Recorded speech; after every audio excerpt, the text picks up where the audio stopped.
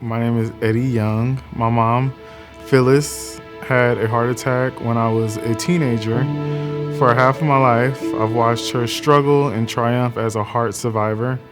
For most of my teen years and into my 20s, I was her primary caregiver. I was 15 years old when she had her first heart attack.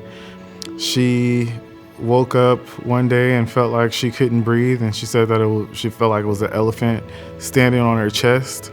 I immediately called emergency, and they immediately ripped her shirt open and started to do compressions because they were already speculating that she had a heart attack. They said that she wouldn't make it through the night, and to start preparing for funeral arrangements.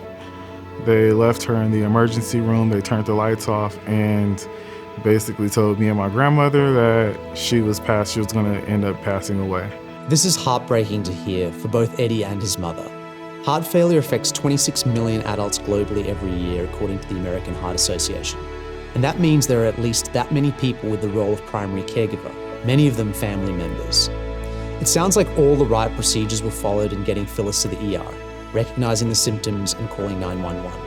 Eddie was a child when this life-altering event happened. This is a difficult situation for anyone, let alone a young teenager. She did make it through the night, but when she was released, it was just me and her. It was very hard. Was still in high school. So in case I've ever had to call emergency and have her transported to the hospital by the ambulance, I had to know exactly what medication she was on. I have her chart, her medication chart. I had to keep up with her medical information. I had to keep up with all of her bills and all of the grocery shopping, the finances at that time. But at 15 years old, it wasn't fun. Yeah, when she first came home, she was very weak.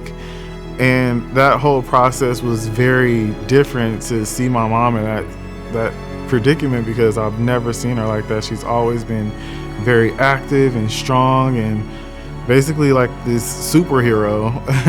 It was very difficult as she needed help. It was a lot. And for anybody that is a caregiver, we need all the help that we can get, and it's very tough for the patient, but it's very hard for the caregiver emotionally, physically, and mentally as well. But also seeing my mom in the situation that she was in and with her health caused me to just have a bigger picture of what life means and how important my mom is and how important her health is. As Eddie and Phyllis found out, the recovery journey can be long and arduous and affect family members in the most unexpected and challenging ways. Certainly the physical healing, but also the emotional and mental stress that accompanies a major event like a heart attack.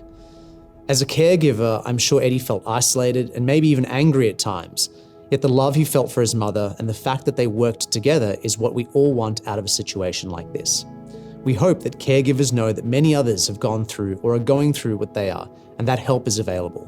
The American Heart Association, for instance, encourages caregivers to connect and share experiences and insights. So once my mom was diagnosed with cardiomyopathy, she was then able to have more understanding about what it is that she can do to better protect herself and also protect her kids and her family. And so now, me and my siblings can go forward in life with clarity now and not be unsure of what our outcome would be if we didn't know this information. So now that my mom has almost made a full recovery, she's doing amazing. She's opening up to people about her condition. She's helping as many people as she possibly can to go get tested and find out their genetics and find out their family history to just be ahead of the curve so you don't have to go through a lot of the things that she had to go through. I am so grateful that my son gets to see what a superhero actually is.